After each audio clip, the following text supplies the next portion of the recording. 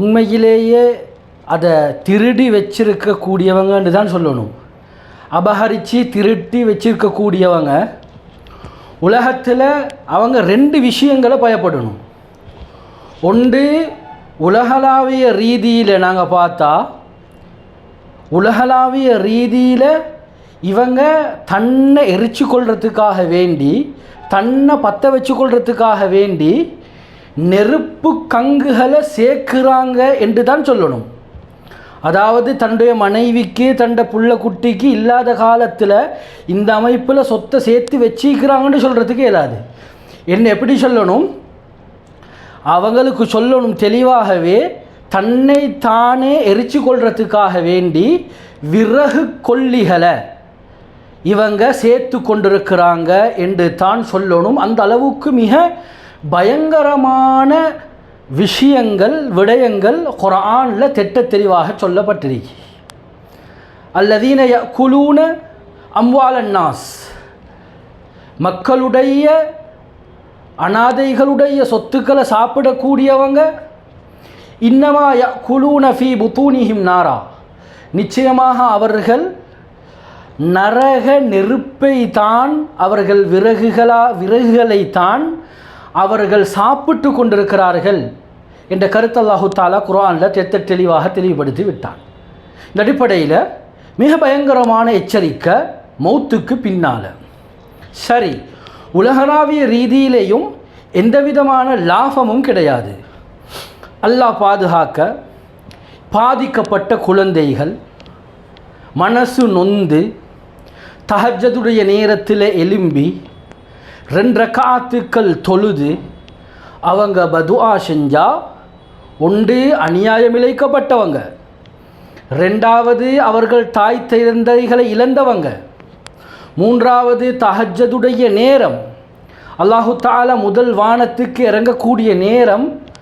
யாரெல்லாம் இதை எடுத்து சாப்பிட்டு கொண்டு சந்தோஷமாக இருக்கிறாங்களோ இவர்களு பின்னால் இவர்களுடைய மனைவியோ இவர்களுடைய பிள்ளை குட்டிகளோ அதுக்கு பின்னால் சந்தோஷமாக நிம்மதியாக வாழ்கிறது மிகப்பெரிய கேள்விக்குறியாக மாறிடும்.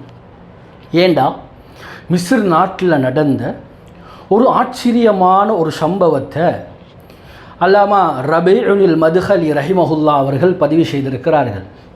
அவர்கள் சொல்கின்றார்கள், அந்த ஊரில் ஒரு குடும்பம் வாழ்ந்து வந்தாங்க. தாய் தந்தையர் வஃபாத்தாக ஆகிட்டாங்க. இப்போ அதில் இருக்கக்கூடிய ஒரு 2 சகோதரர்கள், ஒரு சகோதரி.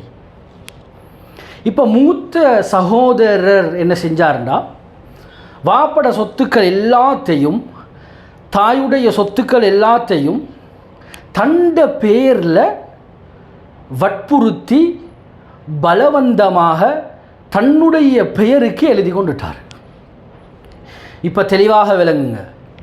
இப்போ எழுதி கொண்டதன் பின்னால் ஒரு நாள் இந்த சகோதரி போய் அந்த மூத்த சகோதரத்தில் கஷ்டத்தை முறையிட்டு, எங்களை வாப்பட சொத்துக்களை நீங்கள் எங்களுக்கு தரணும்னு சொல்லி கேட்ட நேரத்தில் 2 பேருக்கும் மத்தியில் வாக்குவாதம் வந்து அது மிகப்பெரிய கைகலப்பாக மாறி, சகோதரர் என்ன செஞ்சிட்டாருண்டா, அந்த வந்த கவலையில், இந்த ஆத்திரத்தில் ஓங்கி தன்னுடைய சகோதரிக்கு அப்படியே 2 அரைஞ்சிட்டார்.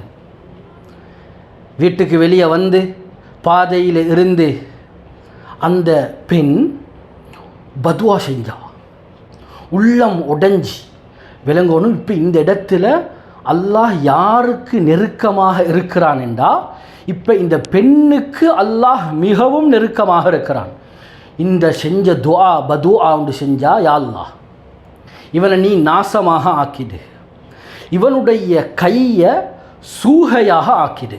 அப்படின்னா எங்கட வாசலை செல்லண்டா, எல்லாம் இவனுடைய கையை நீ சொத்தி ஆக்கிடு. கண்ணியமானவர்களே, அல்லாஹ் இந்த துஆவை, இந்த பதுஆவை அல்லாஹு தஆலா ஏற்றுக்கொண்டான். ஏன்? மனசு உடைஞ்ச நேரம், மனசு அப்படியே கசிஞ்ச நேரம், கவலைகள் எல்லாம் வெளிப்பாடாக ஒன்றுபட்ட நேரம் அல்லாஹ் அந்த துஆவுக்கு பதிலளித்தான். ஒரு கிழமை போகல தன்னுடைய அந்த மூத்த சகோதரருடைய 2 கைகளும் அப்படியே அடித்த கையும் மற்ற கையும் அப்படியே சூகையாக மாறி சொத்தியாக மாறி ஒன்றுமே செய்ய முடியாமல் கை அப்படியே தொங்கிக் கொண்டிருந்தது என்ற இந்த சம்பவத்தை பதிவு செஞ்சு போட்டு அந்த மார்க்க அறிஞர் சொல்கிறார், நிச்சயமாக அனாதைகளுடைய சொத்துக்களை, அனந்தர சொத்துக்களை, அது மற்றவர்களுடைய சொத்துக்களை அபகரிப்பவர்களுடைய நிலைமை உலகத்தில் வெளிப்படையில் சில நேரத்துக்கு அது ஷோவாக விளங்கினாலும் உலகத்திலேயும் அல்லாஹ் தண்டனையை கொடுப்பான். மௌத்துக்கு பின்னால் இருக்கக்கூடிய வாழ்க்கையிலையும் நிச்சயமாக தண்டனையை அல்லாஹ் கொடுப்பான் என்ற கருத்தை மார்க்க அறிஞர்கள் எழுதுகிறாங்க. எனவே கண்ணியமானவர்களே, மிக பயப்பட வேண்டிய விஷயம், ரிட்டர்ன் பண்ணப்பட வேண்டிய விஷயம், உடனடியாக திருப்பி சொத்துக்களை கொண்டு போய் மன்னிப்பு கேட்டு அவர்களிடம் ஒப்படைப்பது மிக கட்டாய மௌத்துக்கு முன்னால எங்களோட கடமை என்பதை ஒவ்வொருத்தரும் விளங்குங்க.